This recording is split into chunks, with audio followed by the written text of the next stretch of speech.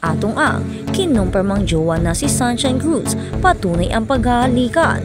Kung bago ka lang sa channel na ito, huwag kalimutang mag-like, share, comment, and subscribe. Confirmed, magjowa na nga ang actress na sina Sunshine Cruz at ang controversial na negosyanteng si Atong Ang.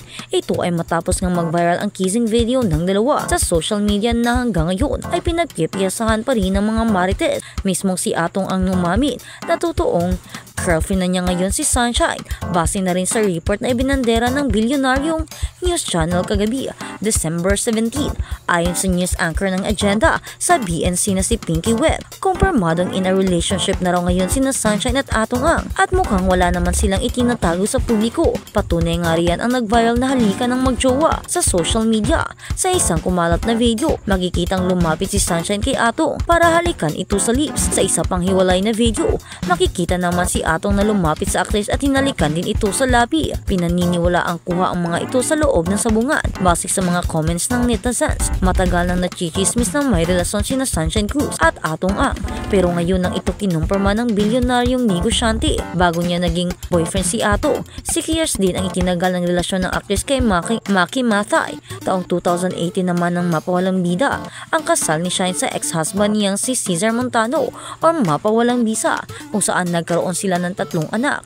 Kung matatanda ang nalink din si Atong kay Gretchen Barreto na palagi niyang kasama noon sa pagsasabong, pero walang naging konfirmasyon o paggininay ang dalawa kung nagkaroon din ba sila ng relasyon.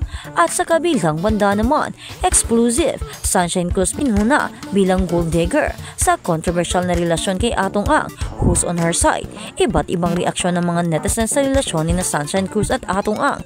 Tinawag na gold digger ng isang netizens ang actress na si Sunshine Cruz dahil sa relasyon nila ng mayamang negosyanteng si Atong Ang.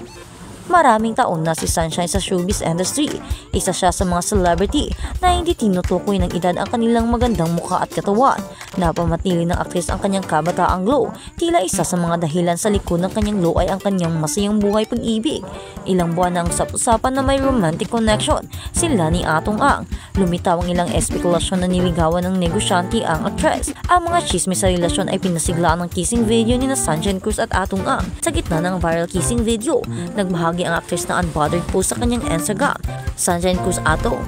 Ang iba't ibang reaksyon ang natanggap ni Sunshine mula sa mga netizens dahil sa relasyon nila ni Atong. Sa kamakailang Instagram post ng kanyang makeup artist, ipinakita ng actress ang kanyang magandang mukha sa kanyang simple ngunit eleganting makeup. Sa comment section ng kanyang post, pinuri ang actress sa kanyang kagandahan habang may mga nababanggit kay Atong at nagpapakita sila ng suporta sa kanilang relasyon. Gayunpaman, nakatanggap din ng mga negatibong komento ang actress. Tinawag pa siyang gold digger ng isang netizens habang isa naman ay nakusahan siyang tinutuso ng kayamanan. Narito ang ilang komento. Komento ni Sunshine Cruz: as of this writing, hindi pa naglalabas ng statement si Sunshine Cruz tungkol sa relasyon nila ni Atong Ang. Dati nang ikinasal ang actress sa actor na si Cesar Montano.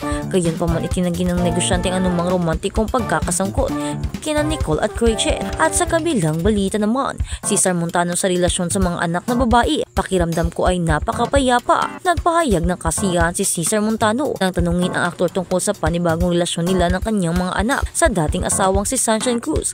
I feel very peaceful with everything around me. Every morning when you wake up, nararamdaman mo ang kapayapaan. Ang sarap nung kasama mo na sila. Kaakbay ko na sila sa mall, sa restaurant, everywhere, Montano said. Sinabi ni Montano na palagi silang nag-uusap sa pamamagitan ng text messages dahil abala ang kanyang mga anak, lalo na si Angelina na nagsastruggle sa kanyang oras sa school at showbiz commitments. Matapos ang ilang taon ng paghawak sa isang posisyon sa gobyerno, masigasig ang aktor na bumalik sa showbiz. Sa katunayan, katatapos lang niya ng 2 pelikula, Blood Brothers at Celda 3. Kasama siya si Victor Neri sa Blood Brothers at JM De Guzman naman sa Celda 3 na inilarawan nila bilang isang napakabait na tao. Pinapanatili ni Montano ang kanyang mga daliri para sa Blood Brothers na gumagawa ng cut para sa Metro Manila Film Festival ngayong taon. Umiikot din ang mga pag-uusap tungkol sa isang Moro Amin na remake. Si Montano ay nagbida sa pelikulang ito noong 2000 sa direksyon ng yumaong mahusay na si Marilo Diaz-Abaya. Sinabi ni Montano na ito ay pinaplano pa, ngunit kung sakaling matuloy ito, ipinapayote niya na ito ay magiging isang mangingista ng mga kaluluwa. Pinangunahan ni Montano ang Tee of Savali Golf and Country Club, kung saan kasama ang ibang celebrity golfers tulad ni na Emilio Garcia, Tonton Gutierrez, Berwin Mili, Gary Lim at iba pa. At habang sa kabilang banda naman, Bia Alonzo on suitors, may mga nagpaparamdam. Hindi inatrasa ni Bia Alonzo ang pag-uusisa sa kanyang dating life. Sa ganda, talento at karakter ni Bia, marami sa kanyang fans ang gustong makita siya ay maikasal sa tamang lalaki. Nasa marrying age na rin siya at 37, pero hindi raw ito minamadali ni Bia. Well, hindi naman marriage yung laging endgame ng lahat. Sa ad pa ng aktres, paliwanag pa niya, of course, it would be nice, but hindi iyon ang end goal. If it happens, I would be happy, but it doesn't mean that I would feel like a failure if it doesn't happen, cause I feel like on my own I am happy or I'm happy. Hindi rin naman daw niya isinasara ang sarili sa potential romance, but right now honestly, I'm enjoying being single. I mean, dami kong nakilalang bagong tao, but yeah, I am still enjoying my own company. Tinanong si Bia tungkol sa lalaking kasama niya sa picture na nirepost niya sa Instagram story noong November. May mga nag-aakalang boyfriend reveal iyon. Oo nga, he's a good friend of mine, but we're not dating. Paglilinaw pa ni Bia. Aminado naman si Bia na she's dating pero walang exclusive. May mga nagpaparamdam, nakangiting saad niya, syempre I'm single, but yeah, I'm not dating anybody exclusively or anything like that. Open ba siya sakaling may manligaw sa kanyang Spanish guy na ma-meet niya abroad? Oo, may mga nakilala akong mga kaibigan sa Espanyol, but I'm not dating any of them. Sagot pa ni Bia. Dagdag pa niya, gwapo na naman talaga sila, but yun nga wala pa. Hindi raw nagmamadali si Bia sometimes. It's just about young, gwapo or physical. It's about connection, obviously. Wala akong nakilalang merong ganoong strong connection. Gaya nga na sinabi mo, hindi na ako bumabata. Sabay hugot ni Bia, syempre, sa lahat ng nagdaang relasyon, you learn.